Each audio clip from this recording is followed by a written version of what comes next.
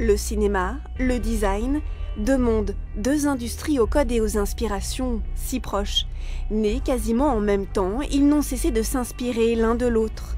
Le tout début du cinéma et du design, c'est une sorte d'alliance à la fin du 19e au tout début du 20e siècle pour réaliser des essais, des tentatives pour comprendre de quelle manière la posture du corps et celle du travailleur essentiellement pourrait être aidée dans ses mouvements grâce à ces nouvelles techniques qui permettent de voir comment un mouvement peut être bon et comment un mouvement est très mauvais pour le corps.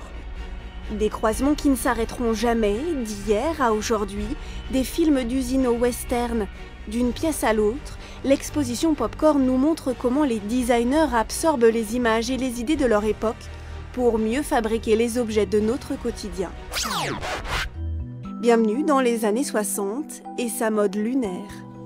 La Lune, c'est à la fois, pour revenir au cinéma, le premier film de fiction, c'est Le Voyage dans la Lune de Georges Méliès, et dans le champ du design, jusqu'aux années 69-70, au moment du premier alunissage, il va y avoir toute une série de travaux, de chaises, d'éléments, de produits électroménagers qui vont être complètement inspirés par la forme de la Lune, par l'idée du paysage lunaire.